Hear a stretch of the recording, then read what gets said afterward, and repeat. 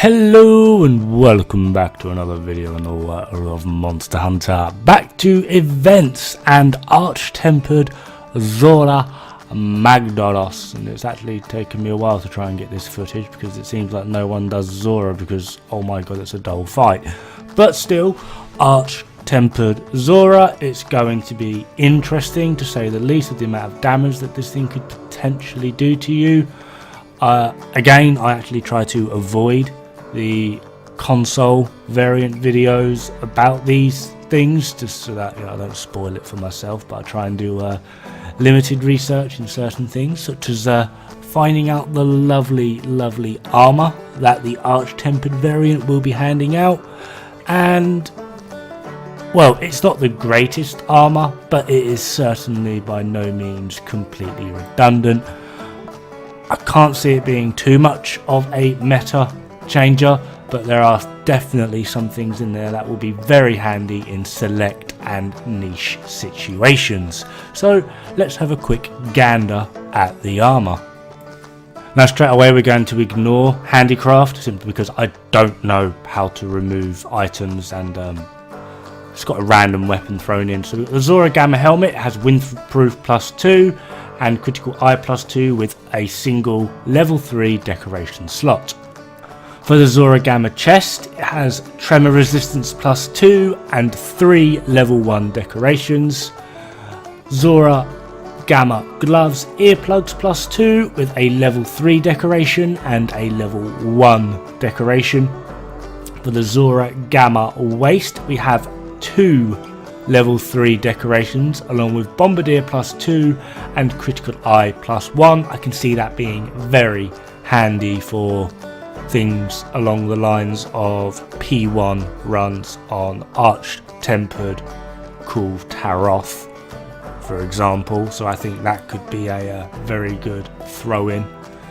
And for the Zorah Gamma boots, we have blast attack +2, critical eye +1 and 2 level 3 decoration slots. This could be handy for your blast weapon sets depending on how you want to build that. Again, I don't think there'll be particular meta setters, but they could come in handy. And the great thing about Monster Hunter World is, although there is meta, it's not always the best thing to do, because I can't tell you how many times I've seen people not use the meta for things like Arch-Tempered Kushala Dowra. The meta for that was literally going for 3-piece Kushala and figuring out a way to make it work.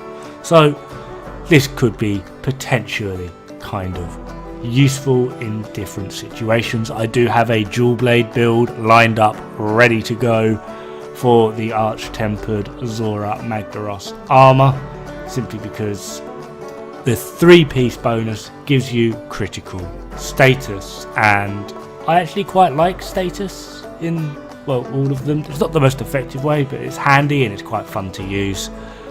So it could be potentially very useful for things like paralysis dual blades, sleep dual blades, blast as well, particularly because it has the blast up, which would be nice. Now, as always, Arch-Tempered tend to come with a layered armor. This comes with the Origin layered armor, and ta-da, as if by magic, I actually am quite looking forward to getting this because it does actually look pretty decent. Not too sure about the male waist, but the female counterpart, and I play as a female character because, I'm a weirdo, does actually look quite good. You can see some mixing, matching and changing happening here, so I'm generally excited for the layered armor. Overall, this shouldn't really be too much of a hassle, or even the rewards are going to be semi-okay. There's going to be no Behemoth, but you win, you lose. Now, as always, we will be getting an event quest lineup change, and one of the first things that is going to be of note is Kulve Taroth is going to be gone, and in theory this should be the last normal Kulve Taroth we get. The next Kulve Taroth should be Arch-Tempered. If I'm figuring my math out correctly here, it should. Anyway, we are going to be getting Chew the Fat, Yaku with that, this is how revolts start. Tracking the delivery, which is going to be handy because I'm running low on my tempered elder dragons. Undying Alpenglow, which is your arch-tempered Zorah Magdaros, and the challenge quest 2 intermediate will be sticking around for a bit longer.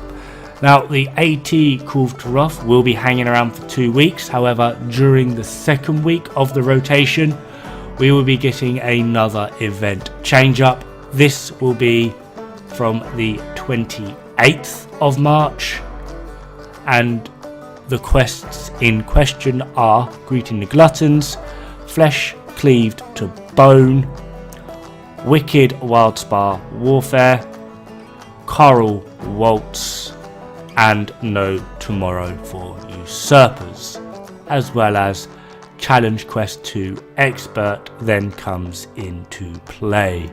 I will leave a complete link for all of this in the description below, and I wish you all very, very much luck on your arch-tempered Zorah Magdaros farming. I can't imagine it being remotely interesting on the first go, just because, I don't know, it's something different, new and shiny. But then after that I'm expecting it to get very dull and boring, the same as normal Zorah Magdaros. But still, from what I have heard, you do tend to get more tickets, or Zorah Magdaros tickets, so that you can build the armour and deliver, or do the delivery for the layered armour a lot quicker. So hopefully you get all the tickets you need in a few runs as quick as possible. Anyway, this is me. Thank you very much for watching. If you do like my content, please do leave a like. It really does help out a lot. Subscribing is free and it does keep you up to date with the random crap I post, and I hope to see you guys pretty darn soon. Good luck, have fun, and don't die. It's bad for the health.